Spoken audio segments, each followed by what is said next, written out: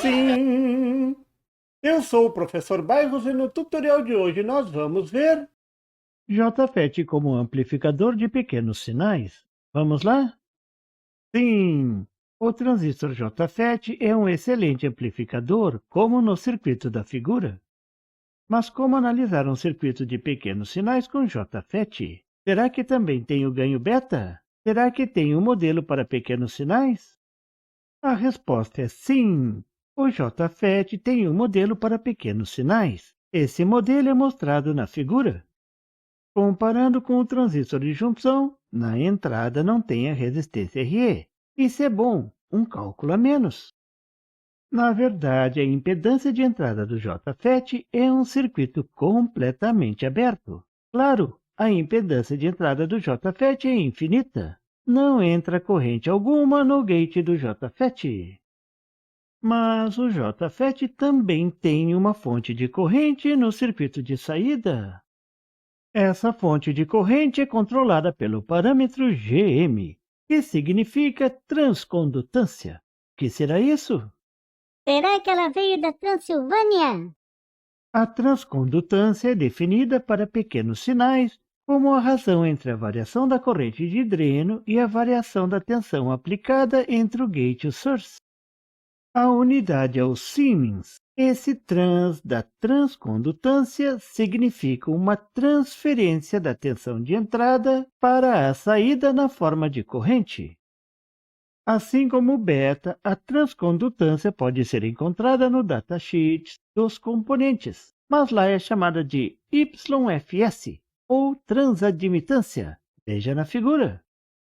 A transcondutância do BF245 é igual a 3 milisiemens. É bom usar o menor valor, ou pior caso, exatamente como no beta do transistor. Mas, de forma diferente do transistor de junção, no JFET uma pequena variação da tensão na entrada controla uma grande variação da corrente na saída. Veja na figura um exemplo de curva de transferência que mostra a relação da tensão de entrada, VGS, e a corrente de dreno, a corrente de saída. Na figura, a transcondutância é calculada pela razão entre a variação da corrente de dreno pela variação da tensão VGS. Essa razão para um ponto específico é dada pela tangente da reta naquele ponto. Observe que a transcondutância varia conforme a inclinação da curva de transferência. Quanto mais perto da corrente máxima, IDSS, maior a transcondutância. A transcondutância pode ser calculada pela equação da figura para um ponto de polarização específico do JFET. Isso não tem no transistor de junção. Esse termo, fora dos parênteses, é chamado de transcondutância máxima e ocorre na corrente máxima de dreno, ou IDSS. Então, a equação da transcondutância pode ser reescrita como mostra a figura. Mas não se preocupe, na maioria das vezes você vai usar a transcondutância do datasheet. O termo RD é a impedância de saída do JFET, representada por aquela resistência em paralelo com a fonte de corrente, que normalmente é bem alta, mas pode ser calculada pela equação da figura. Esse IOS é definido como admitância de saída e também está descrito no datasheet do componente. Na maioria das vezes, a impedância de saída do JFET é tão alta que pode ser desprezada. Como regra, você pode desprezar a impedância de saída RD se a resistência de dreno do circuito for menor do que 10 kΩ.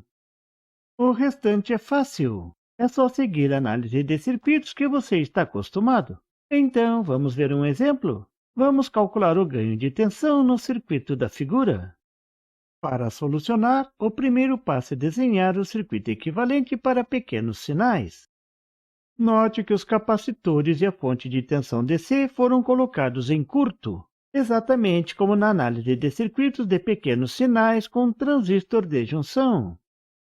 No modelo, não foi desenhada a impedância de saída RD, já que a resistência de dreno é igual a 2,2 kΩ, bem menor do que 10 kΩ. Simplificar é bom e eu gosto. A transcondutância GM é igual a 3 milisiemens. Vou usar a menor transcondutância indicada no datasheet. Olhando o diagrama, fica claro que a tensão VGS é igual à tensão de entrada VI. Então, a corrente de saída é igual a 3 milisiemens vezes a tensão de entrada VI, que é igual a 0,003 vezes VI, a tensão de entrada. Essa é a corrente de saída ID. Veja, entrou tensão VI, saiu corrente D. Só o JFET faz isso. Essa corrente vai se dividir entre a resistência de dreno de 2,2 kΩ e a resistência de entrada da carga de 100 kΩ. Como a resistência de dreno é muito menor, então posso desconsiderar a resistência de carga. Agora fica fácil determinar a tensão de saída. É simplesmente a corrente D, a corrente de dreno calculada há pouco, dividido pela resistência de dreno. Note que é menos porque a corrente está circulando no sentido contrário da medição da tensão de saída VO.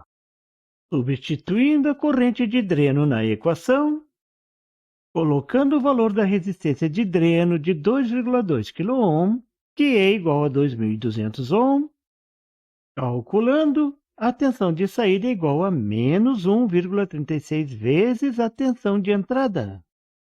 O ganho de tensão é igual à tensão de saída sobre a tensão de entrada. Então, o ganho é igual a menos 1,36.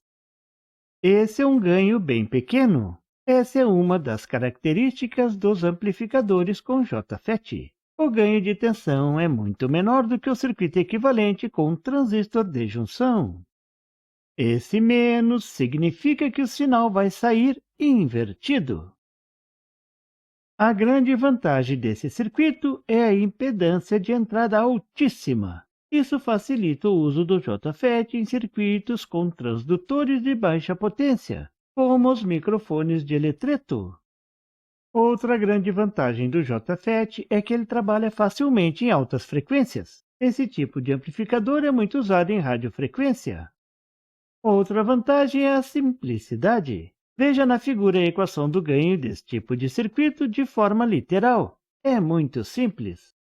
Pronto! Você viu como analisar um circuito amplificador de pequenos sinais com JFET. Você viu que tem vantagens e desvantagens. É mais simples, tem altíssima impedância de entrada, mas o ganho é bem menor do que o ganho obtido com um transistor de junção. Sem falar que ele é muito bom em radiofrequência. Claro que o tema não se esgota aqui. Vou analisar outros circuitos amplificadores usando o JFET, mas o básico você viu aqui. E por favor, se você não é inscrito, se inscreva e marque o sininho para receber as notificações do canal. E não esqueça de deixar aquele like e compartilhar para dar uma força ao canal do Professor Bairros. E não tem site? Tem sim! É www.bairrospd.com. Lá você encontra o PDF e tutoriais sobre esse e outros assuntos da eletrônica. E fique atento ao canal do Professor Bairros para mais tutoriais sobre eletrônica. Até lá!